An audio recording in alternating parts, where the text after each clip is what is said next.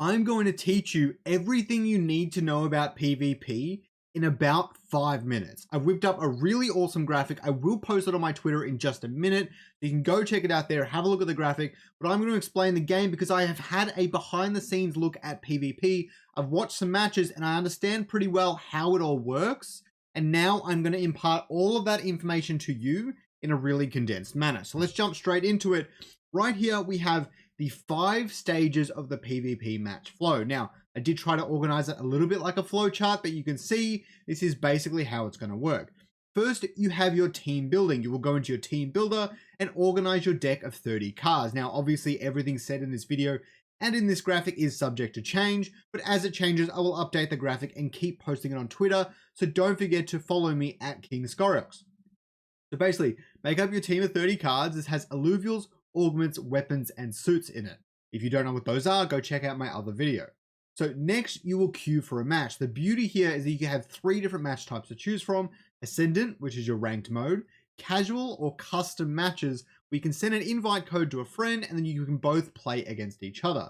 So there are the 3 matches. After that, you will have found the match and then you will go into the match and into deck reveal. Basically, both players will be able to see every single card on their opponent's team. Now, whether this changes in the future is really up to the DAO and IIPs, but this is currently how the PvP flow works. After that, you will have something that many of you might not have actually seen before, which is the bidding phase. And how this works is basically there are 4 augments laid out in front of you and you have 4 tokens.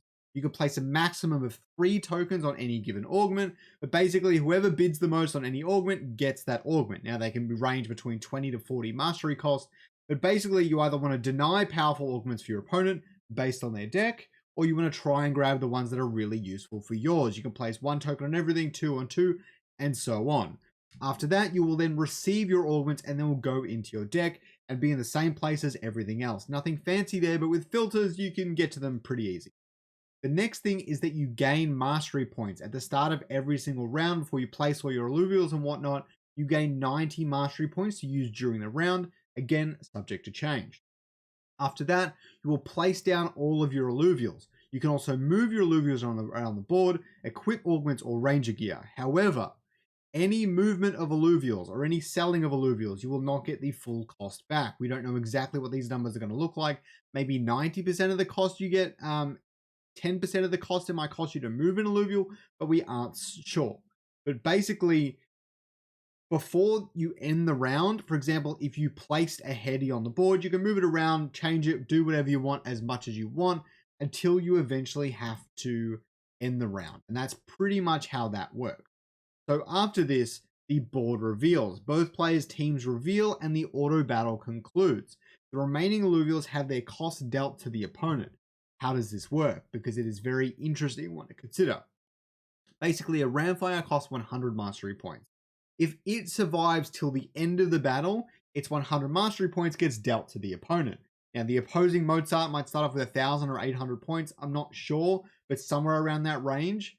And basically, so if you have 2 or 3 Ramfires or a Ramfire and a Titanor, that's 200 mastery points that's going to be dealt to your opponent. If they're kitted out with augments, the augments are also included. The ranger equipment is likely included as well. So it can really stack up quickly, so try not to get smashed too hard by a team of opposing rogues. The next thing is it will check if the Mozart is dead. If not, then you will, if it's not round 3, then you will keep going, you'll keep placing, but on round 4, you have 1 more bidding phase for legendary augments. These are the only 2, round 1 and round 4. If it's not round 4, then you keep going until one of you is defeated, even infinitely. I don't think there's any more legendary augment phases. I could be wrong, but I'm pretty sure there isn't. After that, the match ends and the elo is calculated and you can try and move up the ranks. I'm not sure if we'll have like diamond, platinum and all that in the private beta 3, but we definitely have some level of an elo system where you have a rating and your rating goes up or down depending on your opponent. Hope you guys learned something in 5 minutes. Don't forget to like and subscribe. I really appreciate it. Have a good one.